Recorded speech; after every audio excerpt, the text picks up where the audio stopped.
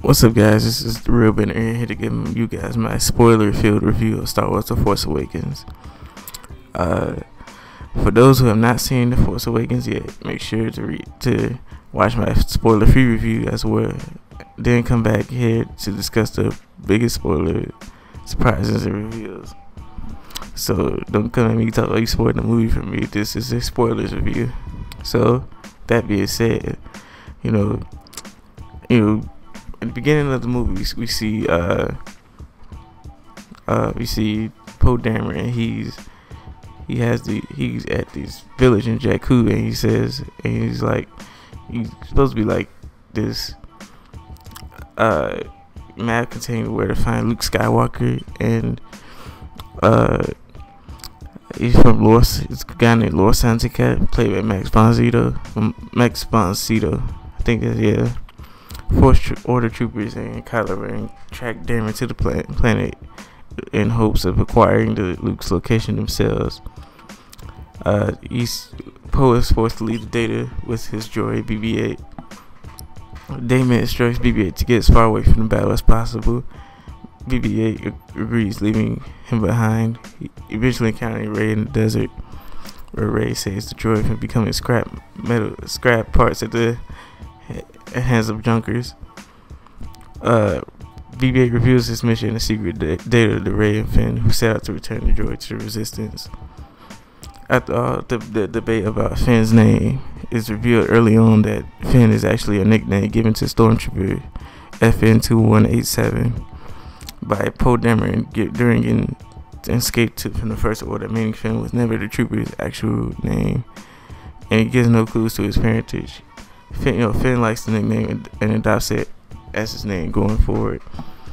The movie doesn't reveal Finn's original name, but confirms the hero was taken from his family when he was very young, reconditioned by the First Order, serving their army and enforced their commands.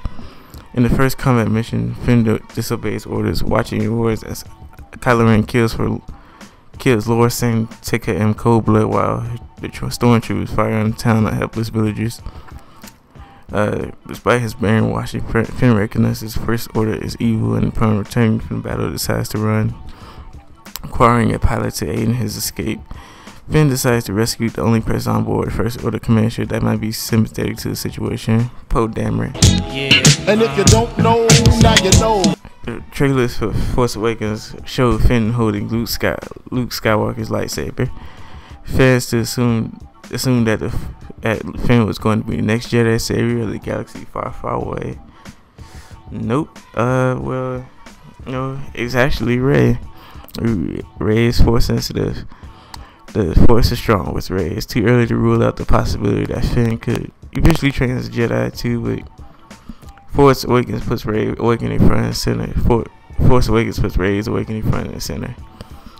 I really did not like this. Maybe it's because I'm black, and maybe I'm a little bit more sensitive to this, but so you go show the black person having a lightsaber, everybody's going crazy about this.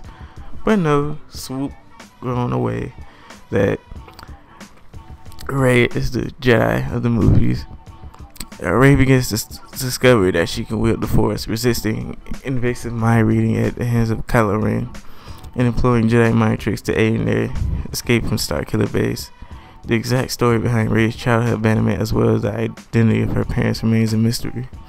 But Rey bests Ren in the film's climactic lightsaber battle.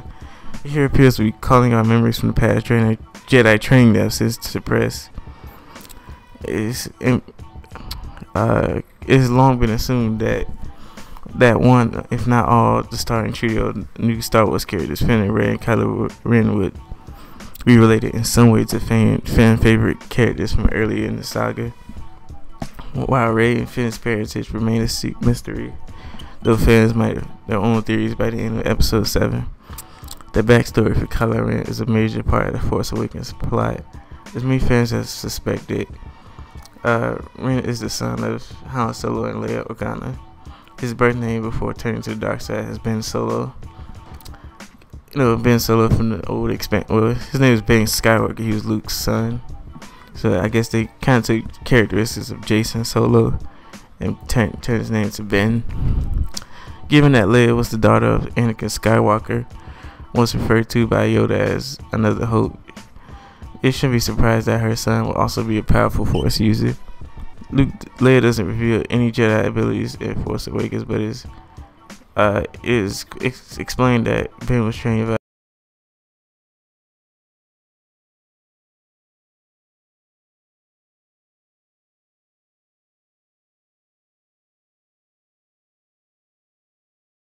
Return of the Jedi. Luke began training a new generation of Force-sensitive individuals in an effort to rebuild the Jedi Order. Ben Solo was among the Luke students, and though details are not a lot at this time, Force Awakens suggests that Ben, following in his Vader's footsteps, was corrupted to the dark side and turned on his master and became Kylo Ren.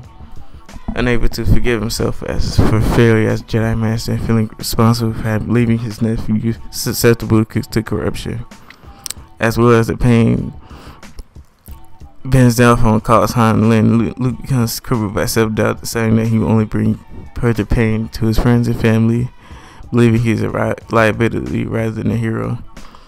Luke abruptly vanished in the search of the ancient Jedi temple. Maz Kanata, it's real that Maz Kanata has Luke's lightsaber. It doesn't show how she finds it, but Rey ends up finding it and having these visions. Rey sees visions of the past and the future. There are hints throughout the first act of Episode 7 suggesting that Rey is more than just a savvy scavenger, most notably superhuman reflexes and other precognitive abilities. However, when she arrives at Maz Kanata's watering hole, it is called by Luke's lightsaber. Rey is pulled into a vision of the past and a potential future. Rey's vision is a mix of things that happen to her and Luke, as well as things that could come to pass. Her encounter with Kylo Ren, the snow-covered forest Starkiller base. It's hard for viewers to interpret the vision, but it actually lays out a relatively clear glimpse of what might happen near the Skywalker lightsaber. Powerful Force users are able to read objects, not just people, recalling past memories and looking to the possible futures, which is exactly what happens when Rey is called to Luke's lightsaber. The lightsaber is marked by Luke's experiences, offering insight into his past, including the Knights of Ren and the movement. Luke hides clues of his location inside R2-D2. Rey's vision of her future conversation with Kylo Ren, as with any Jedi vision, isn't set in stone, but foreshadows what could come to pass. Yeah. And if you don't know, now you know. And Leia are both exchanged, and they didn't really talk to him anymore after Ben Solo turned to the dark side. Yeah, I was like surprised by it. A lot of people thought they were just end up just staying together. I thought it was really nice to see Admiral Akbar back. Yeah. And if you don't know, now you know. Interviews and trailers since the First Order, Death Star's successor, Starkiller Base, suggesting that the station was bigger and more powerful than the original Empire super weapon.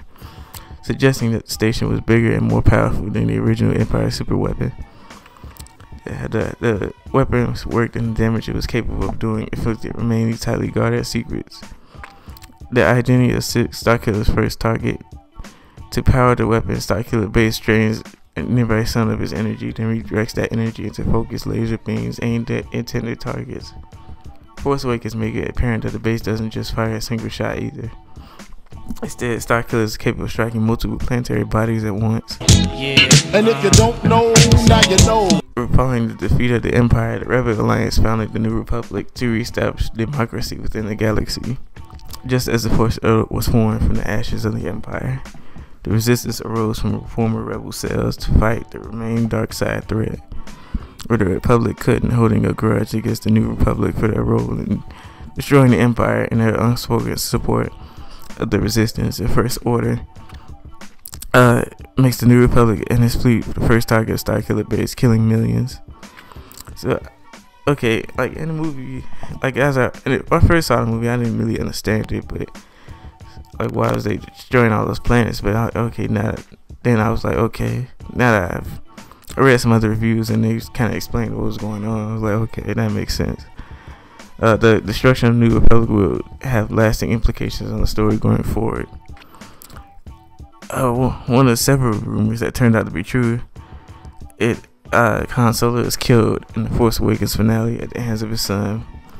as Ben is pulled even deeper into the dark side as Kylo Ren. For most fans that link together a series of Episode 7 trailer shots that out of context seem to suggest that Rey was crying over Han's dead body. However, it's actually fans critically injured by it that Rey was crying over. Kylo Ren's corruption was swayed by Han, and the dark side would have exploited his father's love, murdering the rebel hero in cold blood. In spite of the betrayal, Han uses his last seconds to brush his son's cheek. A moment of tenderness that could no doubt cause further internal conflict for Kylo Ren.